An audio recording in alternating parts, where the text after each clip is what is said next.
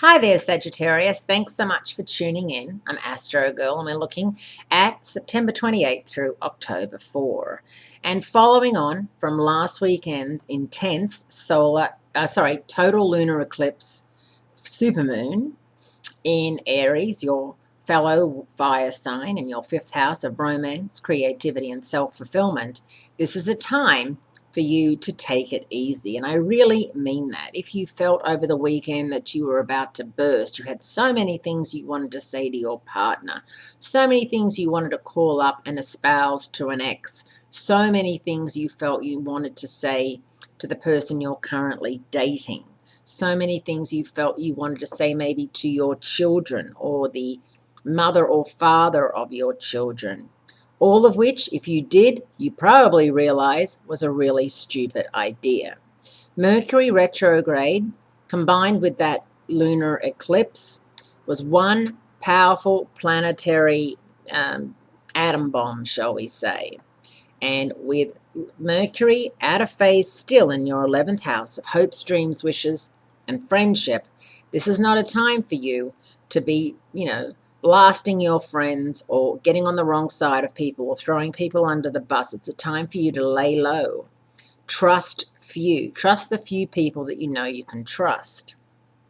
Now, also this week, midweek, Mercury, the communicator, and the Sun come together in a meeting, and that means that Mercury gets very close to the Earth's surface, and it exerts a lot of magnetic energy and power.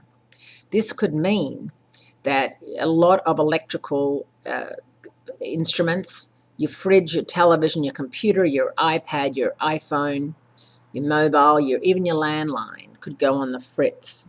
Also, it affects brakes and cars and batteries, and you've just got to be very careful. You've also got to be very careful about getting speeding tickets and parking tickets because you're just not aware that, you've been longer than you thought you were going to be, or you don't see that, there is metered parking. Sometimes there's an actual meter, and sometimes there's a box thing that you've got to go and work out what space you're in, and, you're running late, and you think, oh, it'll be fine, and you come back and there's $100 ticket. That's exactly the sort of things that happen.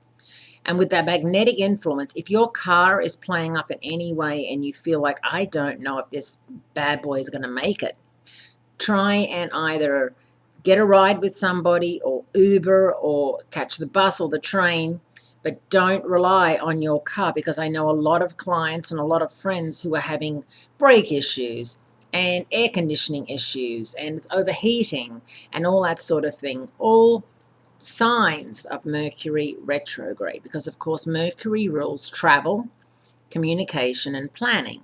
And so cars are a big part of that. And also for those of you who are traveling or looking to travel, it's a really good idea to hold off if you can until Mercury moves direct, which of course is October 9.